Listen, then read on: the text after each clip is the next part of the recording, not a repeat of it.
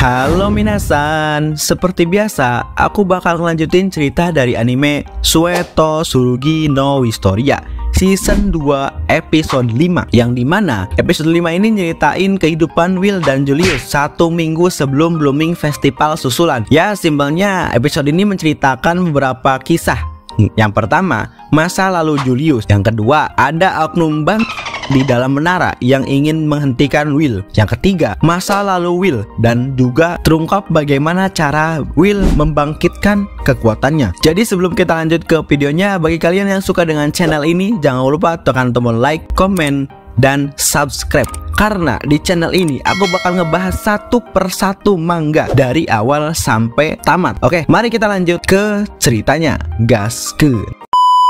Berlatar di ruangan sementara yang ada di menara yang bernama startup pertama. Di situ diperlihatkan Will yang tengah belajar keras guna menghadapi Blooming Festival di pekan depan. Kemudian ada beberapa orang mengajak Will membentuk party karena mereka akan berlatih di dalam dungeon. Will pun hendak menerimanya, namun tiba-tiba Julius datang mencegah Will. Julius meminta Will harus berlatih dengannya. Dia meminta Will agar menemukan cara mengendalikan wish miliknya, dan orang yang hanya bisa membantu Will saat ini adalah Julius. Nah, mendengar hal itu, Will pun agak-agak terharu gitu ya, karena sekarang Julius bisa menganggapnya sebagai teman seperjuangan gitu. Padahal kenyataannya Julius hanya menjadikan Will sebagai batu loncatan aja cuy, agar dia mendapatkan perhatian dan bisa diterima oleh El Paria. Lalu mereka pun mulai berlatih tuh, masih di startup pertama di dataran kesunyian di bagian timur. Di sini Julius meminta Will untuk mengeluarkan pedang sambil menyelimutinya dengan wish. Julius meminta agar Will terus menahan sihir dalam pedangnya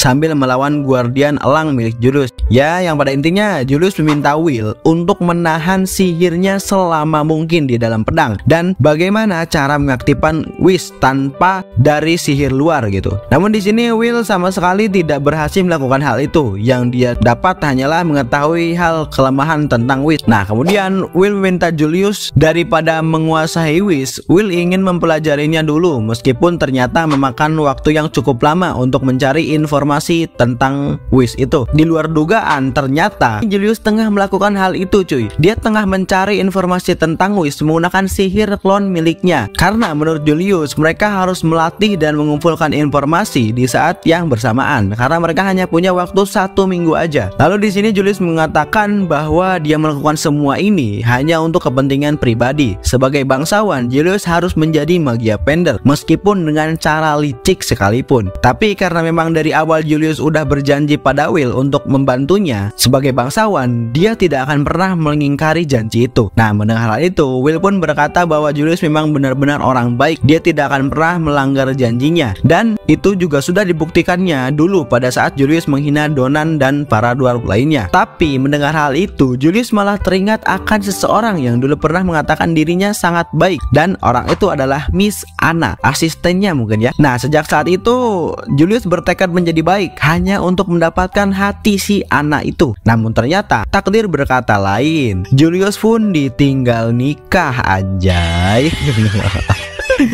Bro tidak sadar bahwa dia tuh masih kecil ya anunya. Nah, sejak saat itu dia merasa jadi baik itu gak ada gunanya gitu ya. Pokoknya baik itu percuma lah menurut dia. Nah, tadi kan Julius kesal tuh, dia tuh memutuskan untuk beristirahat. Lalu secara tiba-tiba ada 3 penyihir tingkat atas yang diperintahkan oleh seseorang untuk menghadang Julius dan Will agar tidak bisa mengikuti Blooming Festival selanjutnya. Julius memanglah kuat, tapi untuk kondisi saat ini dia kewalahan menahan mereka karena energinya habis digunakan pada sihir klonnya tadi. Namun di saat-saat terakhir, untungnya Will berhasil datang tepat waktu. Tapi Julius berkata, mengapa Will menolongnya padahal dia sudah berniat buruk pada Will. Namun dengan polosnya, Will menjawab, aku adalah orang yang akan membantu siapapun yang sudah baik padaku. Nah, mendengar hal itu, Julius pun sedikit jengkel dan agak-agak tersipu malu-malu kucing gitu ya.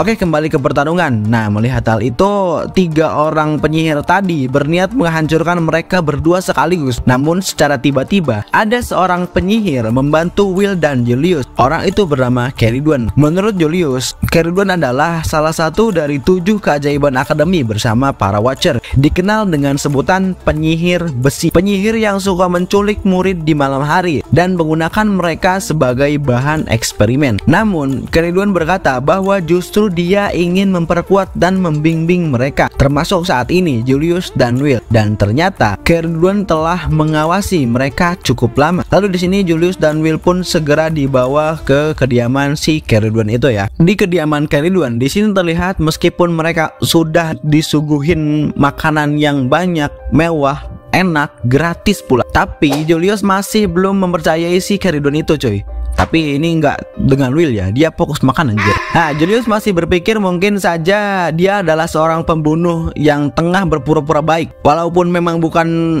orang yang berpura-pura baik, hikmah mana yang ingin memberikan bantuan secara cuma-cuma, gitulah pikir Julius ya. Lalu Keridwen pun mengeluarkan sihir sebagai bukti. Sihir yang dikeluarkan tanpa rapalan mantra membuktikan bahwa memang si Keridwen itu benar-benar kuat ya. Nah, akhirnya mau tidak mau Julius pun harus mempercayai Keridwen. Nah, alasan mengapa si Keridwen ingin membantu mereka adalah yang pertama, dia tahu sedikit tentang Whis, dan yang kedua, dia tahu bahwa beberapa oknum dari menara ada yang mencoba untuk menangkap Will Sherwood, dan orang itu adalah Paramount Crews. Dia berniat ingin membuat tentara Celestial. Nah, tentara Celestial itu adalah tentara yang nantinya akan sama kuatnya dengan monster pengguna Meg Killer. Dengan kata lain, dia ingin menciptakan tentara itu bukan dengan Meg Killer, tapi dengan kekuatan Whis milik Will. Nah, untuk itu dia perlu Will dan membedahnya. Nah, inilah sifat asli Crews yang tidak disadari oleh faksi ataupun magia pendek lainnya, bahwa si Crews ini dia adalah seorang ahli bedah yang sangat-sangat crazy atau gila, sinting, tolong. Dan juga sebab Keridwen ingin menolong Will, yaitu karena permintaan dari si Elparia itu sendiri cuy. Nah, mendengar hal itu tentunya Julius nggak bisa apa-apalah, dia hanya bisa pasrah kepada keputusan si Keridwen itu. Oke, kemudian di sini Keridwen meminta Will untuk melepaskan bajunya, dan ternyata tubuh Will dipenuhi dengan bekas luka cuy. Julius pun menyadari bahwa bekas luka itu adalah semua pengorbanan dan penderitaan yang dialami Will agar berhasil mencapai menara. Kemudian di sini Keridwen mulai mencari sebuah kunci yang nantinya dihubungkan untuk bisa membuka sebuah gerbang. Karena tubuh Will ternyata sebenarnya menyimpan sebuah mana atau energi sihir ya. Dagingnya meminta metode pelepasan magic, tapi malah dimasukkan lebih banyak dari sumber luar. Dan kini tugas Will adalah menemukan cara bagaimana agar kekuatan itu bisa keluar meskipun tanpa sihir dari luar sekalipun. Karena nyatanya memang hal itu pernah terjadi gitu di saat dia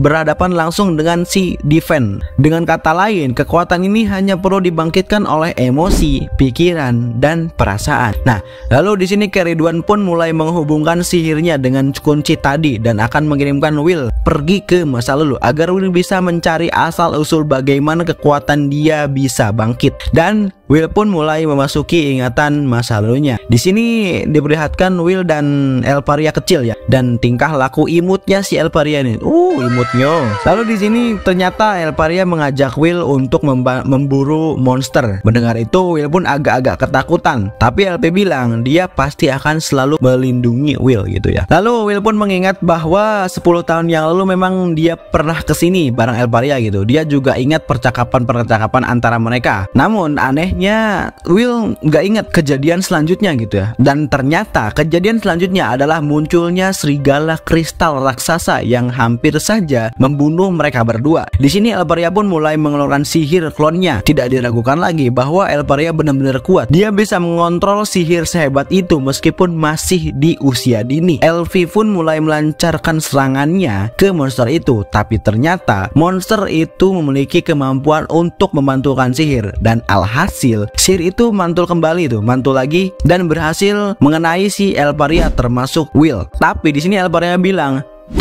"Tidak, aku itu tidak sakit.